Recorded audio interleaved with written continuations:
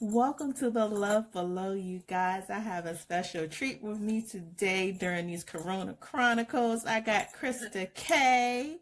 Hey. Hello. Hey, Krista. How are you? I'm so good. On an adventure, aka in my car, you know, just getting wild. Living a life.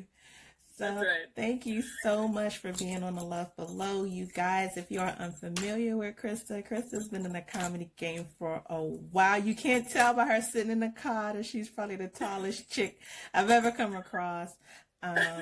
She's written an awesome book called Ahead of the Rest, which we're going to get into a little after the sex talk. Can't mix those two things. And she's been on TLC's My Giant Life. Krista, how tall are you? I am 6'5". Okay, So, okay. Ain't pretty nothing wrong with that. tall. My grandma was 6'4". Oh, nice. Yeah, I come. How tall are you? 5'5". Oh. Dang. So, my dad's side of the family, everybody's super tall. I got 4 brothers and sisters. All of them are tall. I'm 5'5". That's awesome. That's okay. We don't control our height, you know? Not at all, not at all. So, does your height affect anything in the bedroom?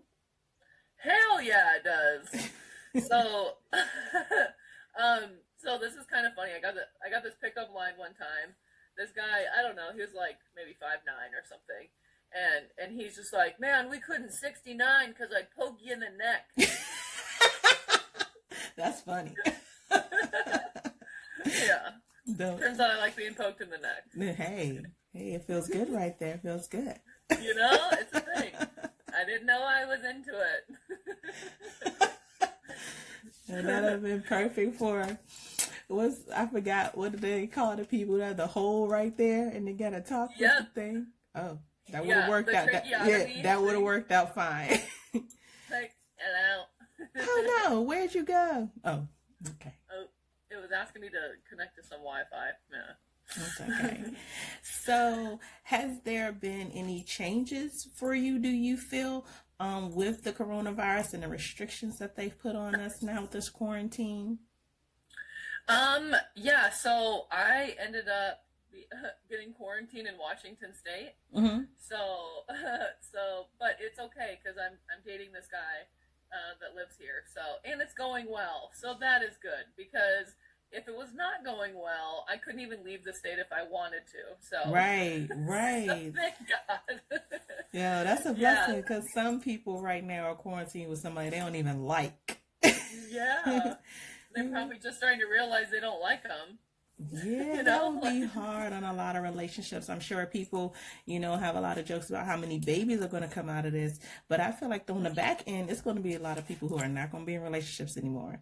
Like, if I got to look at you one more day, one more time.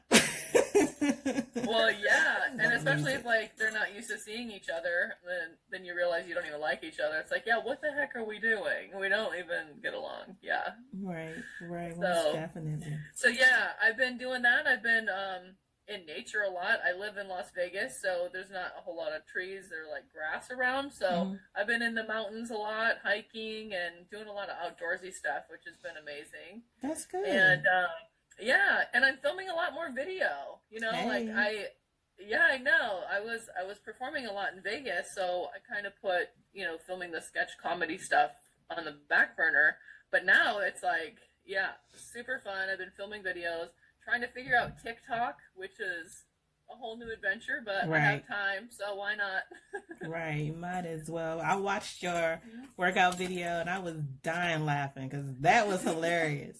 That was hilarious. As soon as we get finished with this, I am going to repost it because that had me crying laughing. Yeah, that was funny. We had so much fun. It's only a minute long, but that took hours to get together. I understand. Yeah. Believe you me, I don't have the patience. I get frustrated editing these, and to me, it seems like it really shouldn't be too much work to it. It'd take me 2-3 hours. I'm like, look, I'm tired. Maybe tomorrow. I'm tired. Maybe tomorrow. Like, I'll get it out. Yeah. Yeah, right. Just gotta get the hang of it, I guess. I don't know. Yeah, definitely trying out some new things. Like even this for me is new. Right. You know, people we video chatting things on our phone. I've never had to do it on my laptop. I got this makeshift set up in my dining room, and Awesome. you know, just trying to make it work. And you know, it is what it is. But you know, trying out some new stuff. So, what is most important about sex to you? Ooh, most important. I'd probably say communication. Because, like, I'm always, like, surprised when women say that they fake orgasms. Because I'm like, why? You're, like, giving him, you know, because guys will mental note what they did and they'll just do it wrong again. Yeah. So I think if you're able to have that trust in a relationship, like, communication is awesome. Like, maybe don't do it like that, you know? Or whatever. Right. So I think that's a big deal. So I've talked about that before on my show, and that's been like my public service announcement is women, please stop faking it. Yeah. And a lot of women do it because, you know, they don't want to hurt the man. They don't want to hurt the man's feelings, and or everything else about him is great. So, you know, they just push through the uncomfortable or the non-pleasurable sex just to keep the guy around. I'm like, fuck that. Right. I can't live like that. Well, and I think it's ideal to, you know, be in a type of situation where, you know, it's not awkward to talk about it. Right. You know? Most definitely. You gotta have that. You gotta have that space with your partner to be able to say, this is what I like, this is what I don't like, or this is how I like for you to do it. Yeah, for sure. Yeah, most definitely. So, what is your best piece of sex advice? Ooh, sex advice. Well, other than the communication, because I do think that's important. I don't know. I'm kind of on this new. I don't know. I'm kind of finding like I have like a new respect for sex, if that makes sense. It makes a lot of sense. Yeah. So, because I think a lot of people when they're younger just don't really like. Oh yeah, that happened.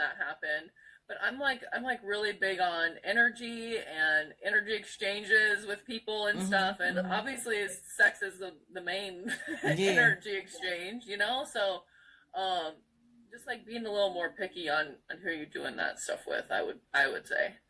And, cause right now the guy that I'm with, we actually decided to not have sex until, marriage or whatever, if that happens. So, and I've never been in that kind of situation before, but we're kind of looking at it as like saving a gift to unwrap it, you know? And so I'm like, and I always thought like guys with like micro penises like would suggest that. If they weren't, they should start. Yeah, exactly. So, yeah, I think it's been kind of a new adventure for me and him. But we want to try to like, I don't know, do things differently than we have before because, you know, whatever we've done before hasn't worked out. So yeah, and sex sometimes can confuse things. I know that sometimes people do stay in relationships for that reason. They find it hard to let that piece of the person go. But then mentally or emotionally, they've let go on every other level. So I get it, you know, I do get it, especially in the beginning. And once you get to that point where you can appreciate it on a different level, say, hey, you know, I have way more to bring to the table. I also I've done round tables with comedians. I may have, you know, 2 or 3 comedians there, maybe 4 at a time. And so one of the questions that I asked the ladies was, besides money or sex, what is it that you individually bring to the table? And sometimes that could be a hard question to ask. And that could be, you know, for men and women, but having that type of relationship that you do, then you find out those things about the partner because now you shed the superficial, you know what I mean? Yeah. So what else do I have to offer you, to give you other than, you know, so it's good. Right. Yeah. And I think if you do kind of wait, like you said, to like get to know the person, because then, you know, because obviously if you're dating somebody or whatever, you're going to have that honeymoon phase where it's like, that's all you want to do is hook up and stuff. But then it's like, you start to realize, well, what else is there? Like, I've had those situations before. And I'm like, oh.